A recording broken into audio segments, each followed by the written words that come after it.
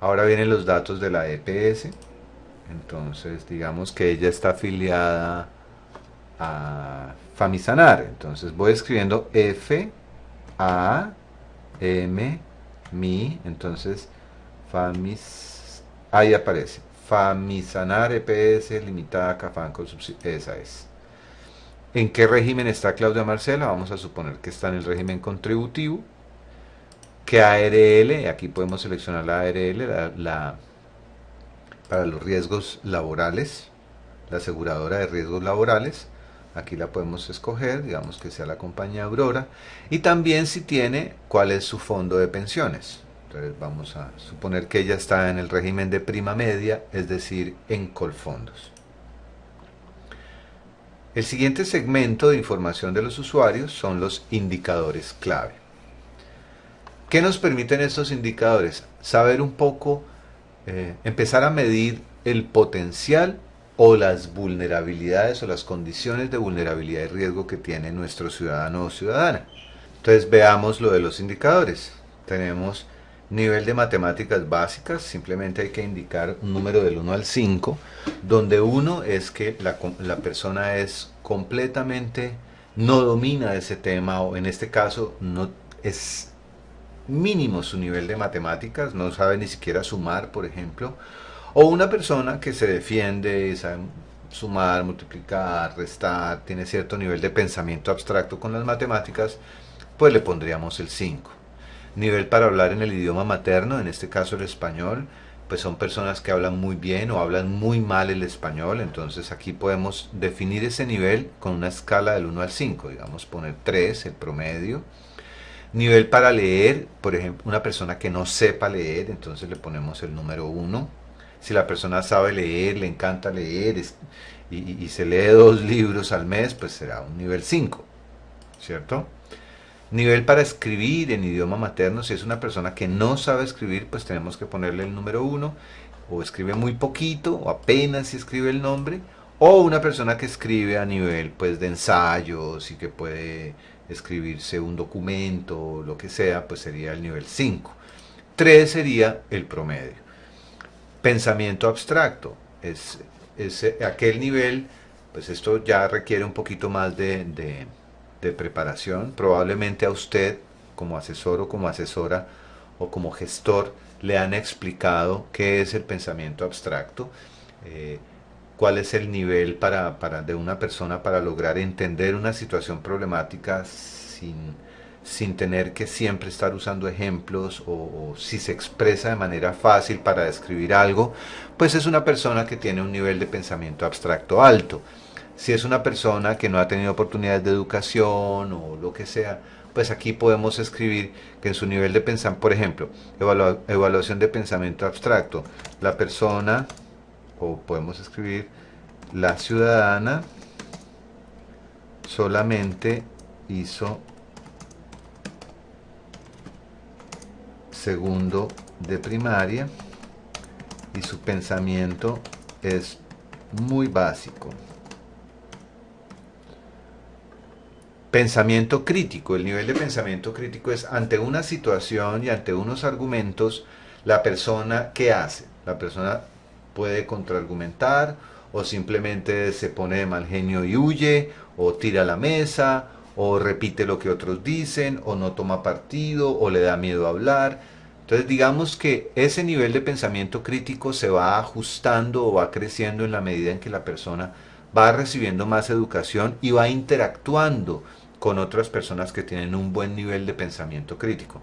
Esto se lo van a explicar a ustedes antes de llenarlo, obviamente, pero técnicamente aquí lo que hay que escribir es en qué consiste o en qué nivel está esta persona en pensamiento crítico. Es una persona que argumenta muy bien, es un líder social, ¿cierto? Es una persona que participa activamente y promueve los cambios dentro de su comunidad. Normalmente esas personas que hacen eso, que se consideran líderes sociales, son personas con un pensamiento crítico bastante elevado. No necesariamente el pensamiento crítico tiene que ver con tener altos niveles de educación. Hay personas con muy alto nivel educativo, pero con poco pensamiento crítico o capacidad de pensamiento crítico. Esto sería muy bueno que leyeran o consultaran sobre el tema para poder saber qué escribir aquí y que sea relevante dentro del sistema. Finalmente nos preguntan el último nivel alcanzado por este ciudadano o ciudadana y tenemos no escolarizado, primaria, primaria completa, noveno grado aprobado, el bachillerato completo, SENA, técnico, universitario, especialización, maestría o doctorado, ¿cierto? Entonces es el último nivel alcanzado, o sea, graduado, ¿cierto? Entonces aquí se selecciona, digamos yo seleccioné universitario, y vienen otras preguntas. Devenga ingresos estables al mes. ¿Qué son ingresos estables al mes? Una persona que tiene un puesto de venta de empanadas o de arepas en una esquina y ya lleva ahí vendiendo un año y ya sabe más o menos cuánto gana para cada temporada, ese tipo de cosas, es una persona que tiene un ingreso estable al mes, ¿cierto? No necesariamente el ingreso estable tiene que ver con que tenga un contrato de trabajo. No, el ingreso estable lo da el tiempo. Eso que se está haciendo, por cuánto tiempo se lleva y si ha generado durante un periodo de tiempo un ingreso más o menos parecido o un ingreso creciente. Eso quiere decir que esta persona tiene un ingreso estable. Vamos a decir que sí. Y ahí viene la pregunta siguiente, ¿ese ingreso estable que tiene le alcanza para cubrir sus necesidades básicas? Entonces vamos a decir que no. Y aquí le preguntamos si ese ingreso o esos ingresos tienen que ver con que tenga empleo actualmente. Entonces yo aquí podría indicar que sí o que no, ¿cierto? Si digo que sí, ¿qué tipo de contrato tiene? Entonces aquí es para seleccionar entre laboral, prestación de servicio, convenio u otro. Entonces le digo prestación de servicios. ¿Ese empleo es estable o es un contrato de un mes, 2 meses, que se lo renuevan a veces sí, a veces no? Entonces digamos que ese es el caso de esta ciudadana Claudia, entonces le digo que no, no es un empleo estable, a pesar de que parece que tiene empleo, no es estable, no siempre la llaman a trabajar. Paga salud, sí, porque dije que era del contributivo, recuerden. Paga pensión, sí, estaba en Colpensiones. Logra ahorrar, no, esta persona no le alcanza para sus necesidades básicas, pues mucho menos para ahorrar. Ojo, es importante que cuando ustedes estén llenando los datos del ciudadano, traten de ver cierta consistencia en los datos. Yo no puedo tener aquí que sí le alcanza o que sí ahorra y que no alcanza a cubrir sus necesidades básicas. Pues hay ahí como una contradicción o hay algo extraño que toca revisar. Finalmente, aquí yo puedo seleccionar su nivel de endeudamiento. ¿Cuál es el nivel de endeudamiento?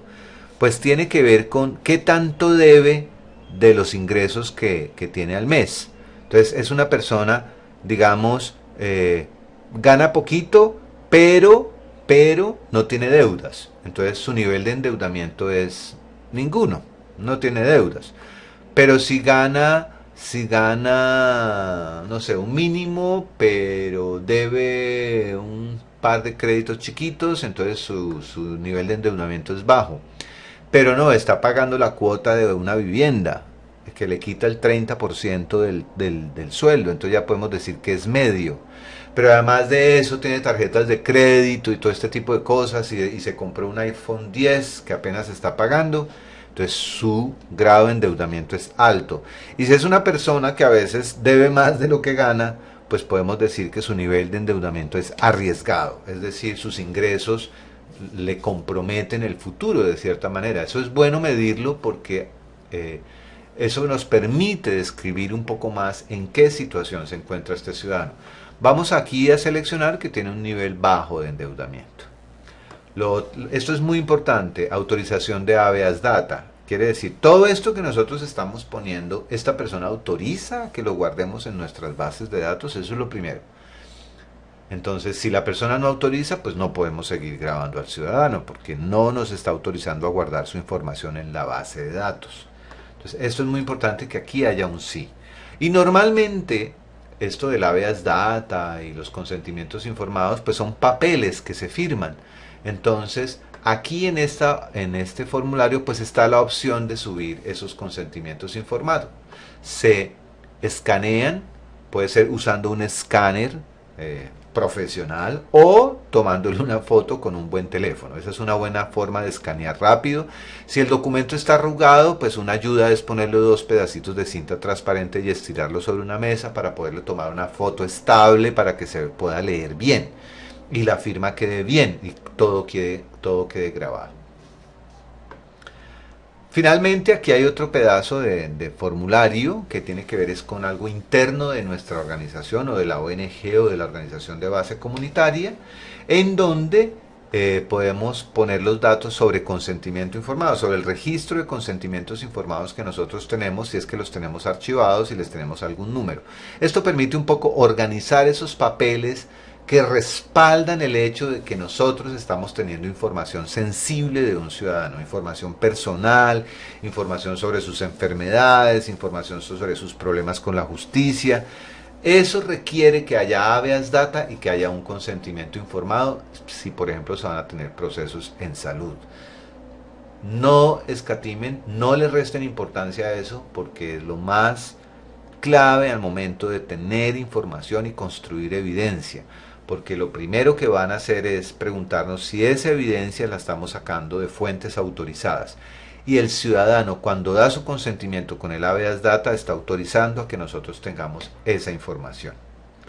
Igualmente el ciudadano nos pudo haber llegado referidos, por ejemplo, mi organización atiende víctimas de abuso sexual y nos llegó referida de la Fundación Renacer porque es una menor de edad, en fin. Cualquier tipo de circunstancias que se den, aquí está el espacio de quién nos lo remite, qué organización y si hay hay alguna observación especial dentro de esa remisión. Todo eso se puede llenar aquí en el formulario. Si no hay datos de esto o no aplica, pues simplemente se dejan en blanco.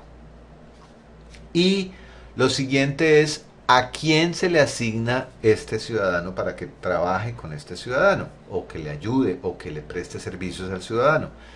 Pues aquí se coloca y por defecto lo que va a ser asignado, el asesor o el gestor asignado, pues es quien lo está creando. Vamos a dejar esa selección y le vamos a decir crear ciudadano. Tan pronto queda grabado el registro del ciudadano, pues ya nos aparece aquí la foto que habíamos subido y los demás datos que habíamos alimentado sobre Claudia Marcela. Entonces, si yo vengo aquí a la opción de ciudadanos y miro cuáles son mis ciudadanos asignados, pues voy a tener dos. Claudia Marcela Duarte, que le acabo de agregar, y el ciudadano Luis García, que era a quien ustedes habían visto en las dos charlas anteriores. Entonces ya tengo dos ciudadanos asignados. Esta es la forma en que yo agrego un ciudadano al Compás.